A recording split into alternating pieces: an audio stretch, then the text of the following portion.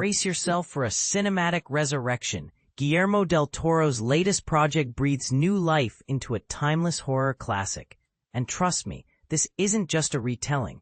It's an emotionally charged, visually stunning reimagining that might just redefine how we see the creature and its creator. But here's where it gets controversial.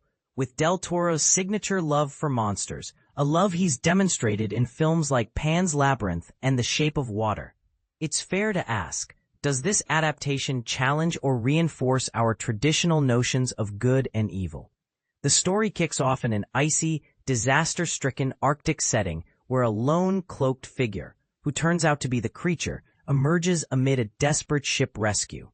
The vessel, the Danish ship Horisort, becomes a pivotal scene, showcasing del Toro's flair for spectacularly orchestrated action sequences that resemble a high-stakes Bond opening, grand, intense, and immediately gripping. Captain Anderson, played by Lars Mikkelsen, manages to bring the creature aboard after witnessing its superhuman strength power the stranded ship free from the ice, setting the stage for Victor Frankenstein's downfall to unfold. This version of Frankenstein is far from the familiar straightforward horror story. Instead, del Toro invites us into a layered narrative about obsession, creation, and what it truly means to be human.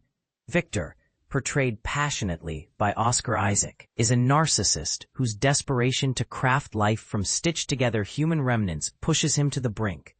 Watching him ascend his tower during a thunderstorm, clutching his masterpiece, feels like watching a tragic opera, amplified by Alexandre Desplat's powerful score and Dan Lauston's richly textured visuals. It's raw, unnerving, and unapologetically traditional in the craftsmanship. No CGI overload here, just meticulous, old-fashioned filmmaking at its best. But what truly elevates del Toro's take is the moral and philosophical questions woven into the narrative.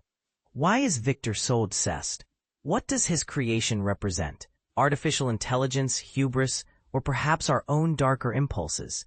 The creature itself, voiced with increasing confidence as his journey progresses, reflects that dangerous edge of self-awareness and rage.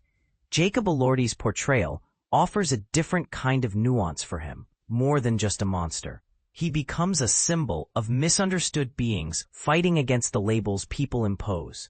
Meanwhile, the supporting cast, including Mia Goth as Elizabeth and Christoph Waltz as Heinrich Harlander, add depth and complexity, hinting at the broader social and personal chaos unfolding around Victor's obsession. The film's long stretch, nearly 2.5 hours, might be a lot for some, but del Toro's craftsmanship makes it a compelling, immersive experience. His team's production design and creature effects are nothing short of spectacular, grounding the story in tactile realism rather than digital gloss. And this is just the beginning. As the second act shifts focus towards the creature's evolving consciousness, more vocal, more dangerous, the film challenges viewers to reconsider who the real monster is. Is it the creation, or the man who abandoned it? With Mia Goth possibly hinting at future expansions, like a potential bride of Frankenstein, del Toro teases a universe richer and darker than most blockbuster monsters. So, what does all this mean for us today? Perhaps Frankenstein, in del Toro's hands, is more relevant than ever. Could it serve as a reflection of modern fears about artificial intelligence, autonomy, and the consequences of human hubris? Or is it simply a masterful piece of storytelling that revitalizes a beloved story for new generations?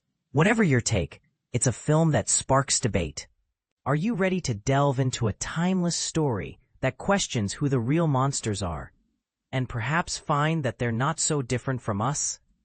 Or do you see it as just another monster movie cloaked in gothic grandeur? Share your thoughts. This adaptation might just stir more than a few controversies.